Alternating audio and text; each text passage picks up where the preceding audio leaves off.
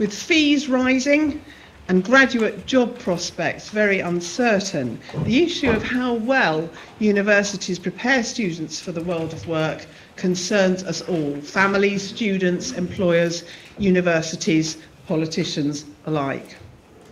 But do universities really know what employers want? What does being employable really actually mean? From the college's perspective, we look at employability in two respects. We look at it in the sense of, are we adding value to the students in terms of their careers? And the second aspect, where I think the college has got something to add to the debate, is that public funding for our programmes was removed over 20 years ago. So all of our students have been either paid for, sponsored by employers, or are paying for themselves on a full fee basis.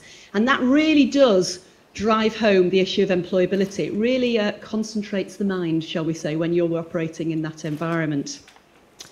What it really means to us is that twofold. First of all, it's not just careers advice.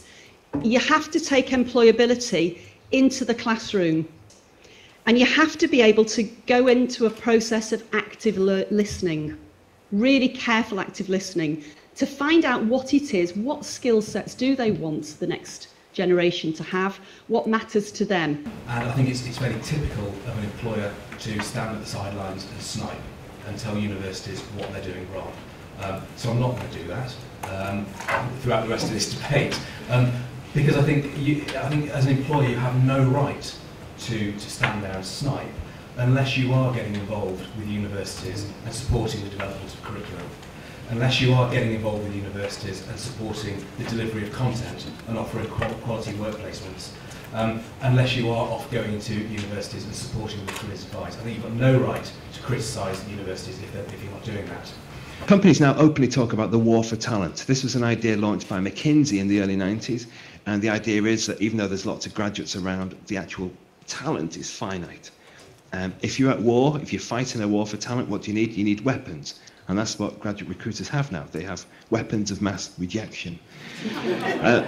And these are being deployed on campus as we speak. So when I was a student in about 1840, all you needed was a degree to get an interview. Today, a degree just gets you to a position on the field.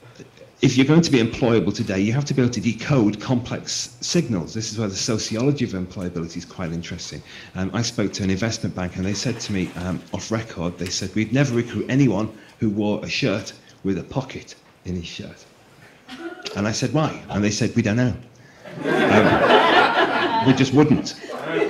So unless you know these things, you can develop all these skills, but unless you know how the game works, you're never going to get to win the game. Pose your question. Why are we so interested in knowledge when it's skills that really matter? Knowledge without skills is a pretty empty vehicle.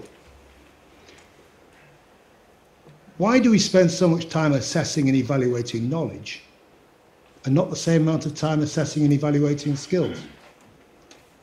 Why do we spend more time looking at how we integrate skills development within our curriculum instead of knowledge acquisition?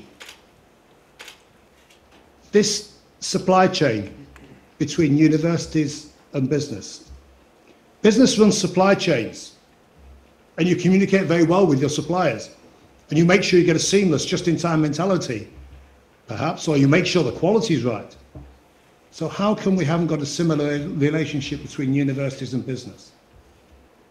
We're in need of a new covenant between universities and business, and I hope there's one on its way. Thank you.